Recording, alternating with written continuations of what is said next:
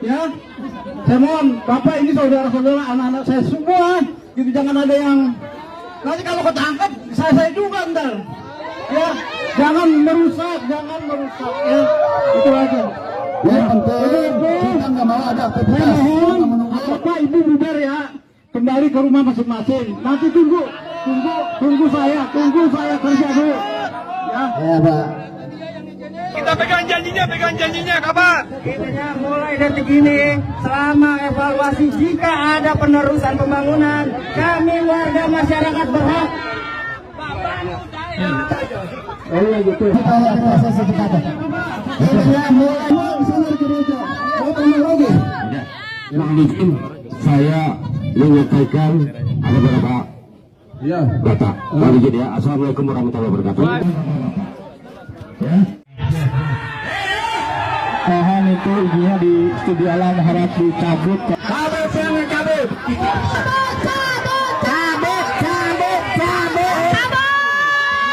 Dari Sukabumi ke Depok. Memang luar biasa warganya Kang Deddy ini. Luar biasa intoleran. Padahal gereja Batakaro Protestan ini sudah lengkap izin-izinnya loh. IMB ada, izin RT, RW, lurah, camat, lengkap.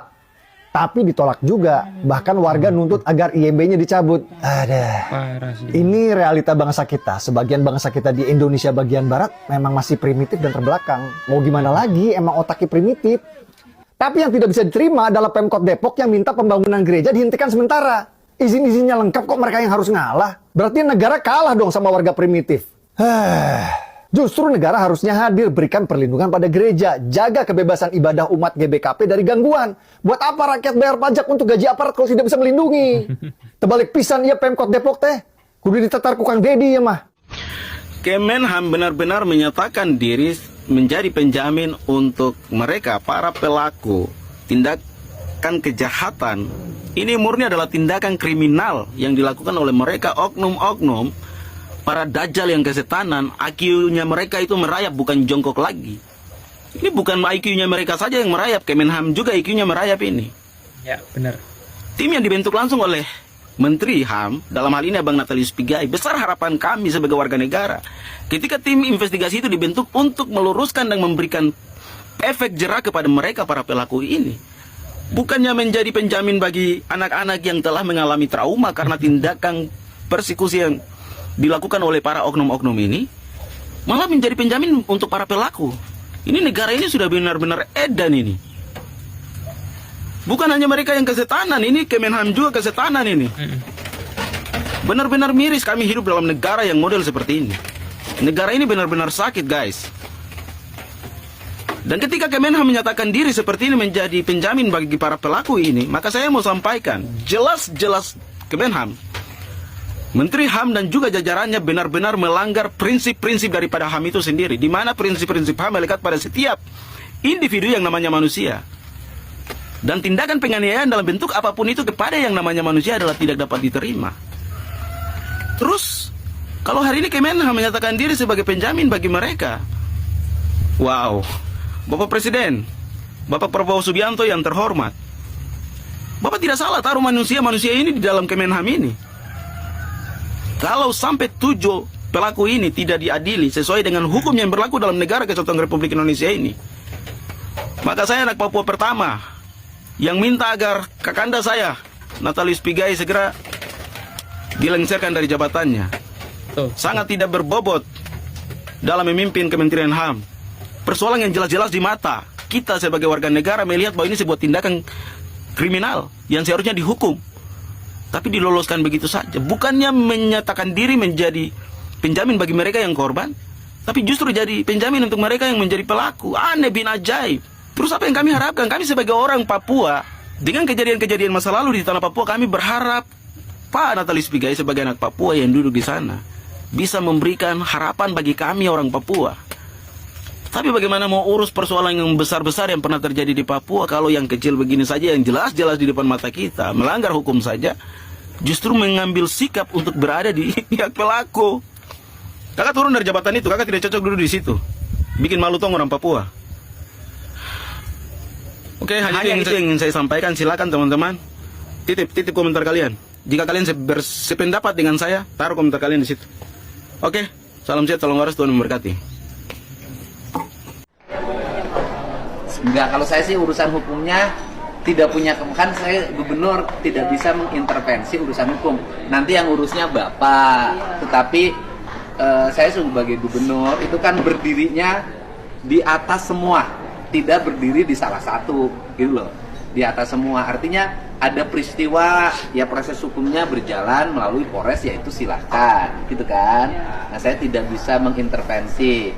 Tetapi saya sebagai gubernur juga harus melihat sisi sosialnya. Sisi sosialnya, misalnya ibu kehilangan tulang punggung keluarga karena yang biasa ngurus kehidupan ibu sekarang ditahan. Akibatnya priuk nasi ibu berhenti karena yang usahanya tidak ada. Nah, ini kan yang begini kan saya harus membantu dari sisi sosial, meringankan problem keluarga yang ditinggalkan. Hukumnya biar Bapak yang beracaranya. Tapi saya mohon sama Bapak, yang mengharapkan saya itu Bapak yang bisa mengeluarkan anak saya. Nggak bisa. Kalau saya ngeluarin nggak bisa. Gubernur nggak bisa mengeluarkan orang dari tahanan. Yang mengeluarkan orang dari tahanan penyidik. Setuju. Dia membuat keputusan yang sangat berani, yaitu dengan menolak rencana penangguhan 7 tersangka kasus Cidahu. Ayo, kalian setuju atau enggak? Boleh tulis di komentarnya ya. Ini Kemenhukam ini sangat aneh menurut saya. Waktu awalnya mereka sendiri yang menetapkan ini adalah pelanggaran hak asasi manusia, tetapi beberapa hari kemudian mereka juga yang menganulir sendiri dengan membuat wacana menjadi penjamin kebebasan 7 orang tersebut. Kalau saya setuju dengan keputusan KDM, kenapa? Karena ini adalah untuk pembelajaran yang lain-lainnya. Ada hal lain yang lebih urgent lagi. Kenapa KDM ini membuat keputusan yang sangat berani? Yang pertama adalah karena beribadah itu adalah hak asasi yang paling asasi dari setiap orang. Apalagi ini agama yang diakui di negara kita. Yang kedua, negara menjamin kebebasan dan kemerdekaan orang untuk beribadah. Dan yang ketiga, sudah terjadi kekerasan atau perusakan, dan itu menimbulkan dampak psikologis dari para pelajar yang datang dari berbagai kota saat kejadian perusakan. Kalau misalnya dari warga itu terganggu dengan suara nyanyi-nyanyian hingga menjelang subuh, kan mereka bisa bicara baik-baik untuk berhenti sejenak ketika azan subuh akan dikumandangkan. Untuk yang lain-lainnya ini semoga dijadikan pelajaran supaya tidak terjadi lagi. Nah, hari ini di Jawa Barat ini terjadi lagi. Target saya adalah penjarakan orang itu. Walaupun dia satu agama dengan saya, umat Islam. Tapi penjarakan karena itu otaknya otak kotor. Gitu loh. Tidak menghargai perbedaan. Dia tidak menghargai kebinekaan. Dia tidak memahami Pancasila. Gitu loh.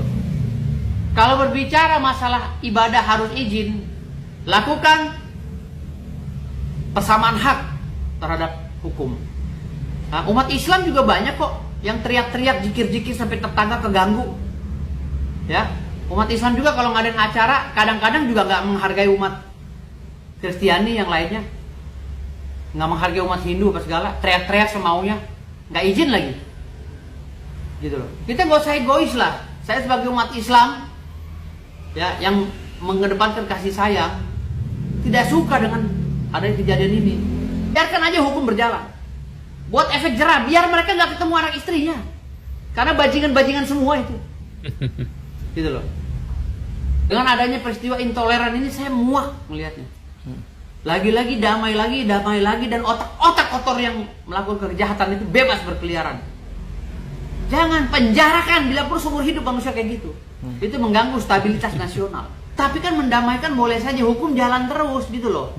Biar ada efek jerah. Kalau enggak nih si otak-otak kotor seperti yang dilakukan oleh oknum orang Sukabumi ini, ya, ini juga harus dipenjara. Saya nggak tahu ya Sukabumi di mana ya, karena istri saya juga orang Sukabumi.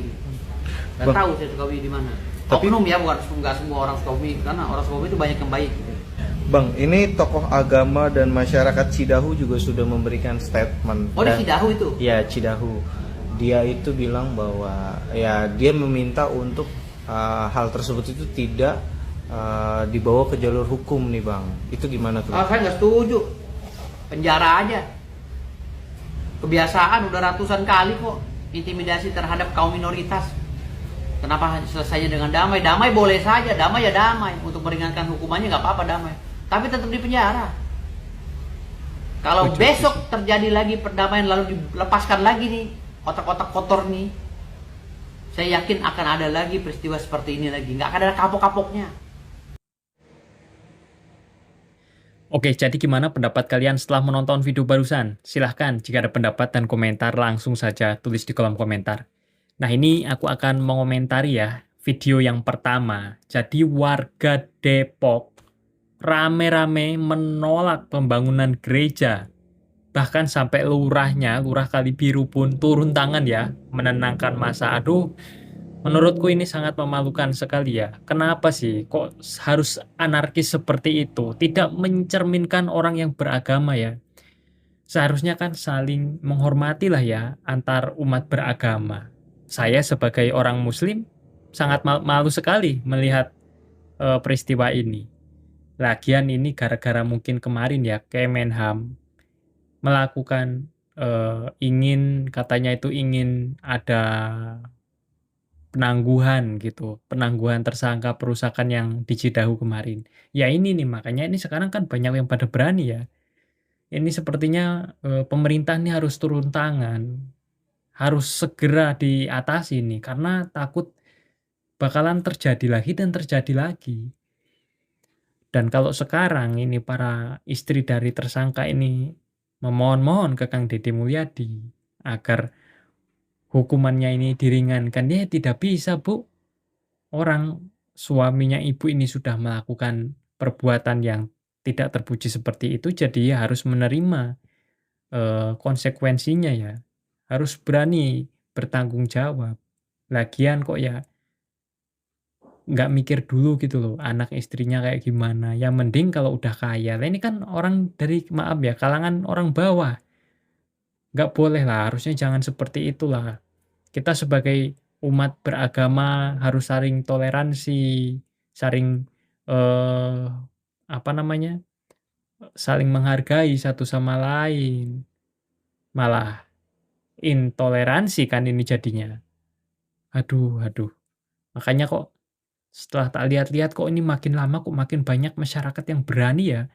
Malah demo seperti itu. Ya orang yang mau mendirikan gereja itu IMB apa persyaratan semua ini sudah lengkap. Ya sudah lah, nggak apa-apa. Orang kalau mengganggu toh ya kita juga ya mungkin kalau ada kegiatan apa juga ya kita agak sedikit mengganggu mereka, tapi mereka juga bisa toleransi ya, diem-diem aja gitu loh. Nah ini kok kita kok seperti ini gitu. Waduh, ini mudah-mudahan Kang Deddy Mulyadi nggak usah dibantu lah ya itu para tersangka itu, biar kapok gitu loh. Biar ada efek jera. Jadi kedepannya ini mudah-mudahan lah nggak ada hal-hal yang seperti ini lagi. Karena menurutku ini ya, aduh sangat tidak baik sekali ya. Saya sebagai orang muslim aja bingung nih muka mau taruh di mana gitu. Aduh ya mudah-mudahan kasus ini cepat selesai lah ya. Ini aku akan kawal terus ya pokoknya kasus ini.